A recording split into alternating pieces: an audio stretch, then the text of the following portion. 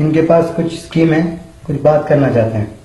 अच्छा, मैं कई इकोनॉमिस्ट को रिसर्च करके ये स्कीम बनाया सर आप ये पास कर दिया ना, मैं कंफर्म बोल रहा हूं सर, ये देश की गरीबी 3 साल के अंदर अंदर गायब हो जाती सर, कंफर्म है। अबे वो गरीब के मसीहा, सुन, गरीबी दूर करना है ना हम 3 महीने में कर सकते हैं, लेकिन साला अगर गरीबी दूर कर देंगे तो हम सपने किसको दिखाएंगे, भाषण किसको सुनाएंगे? हाँ, अगर सबके पास पैसा आ जाएगा तो हम वोट कैसे खरीदेंगे?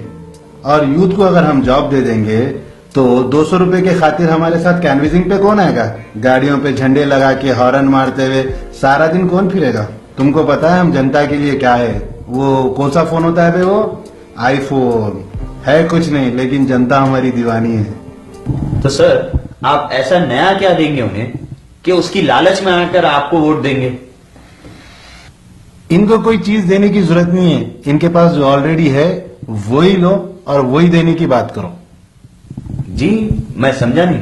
इनका पानी रोको, फिर इनको पानी देने का वादा करो। इनकी बिजली काटो, फिर इनको 24 घंटे बिजली देने का वादा करो। फीसेस बढ़ाओ, स्कॉलरशिप देने की बात करो।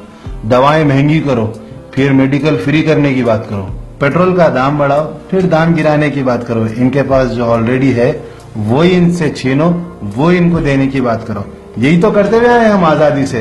50 साल पुराना कोई भी भाषण कोई भी मंत्री का निकाल के देख लो और आज का देख लो, डिट्टो सेम है। हम 50 साल पहले भी वही वादे करते थे, हम आज भी वही वादे करते हैं। अगर आज हम इनको वो चीजें दे दें तो अगले इलेक्शन में इनसे क्या क्या वादे करेंगे? अगर दे दिया ना तो इनकी सोच बढ़ती जाएंगी। पता है ये लोग क्या पूछते हैं? Women safety, youth employment, feminism.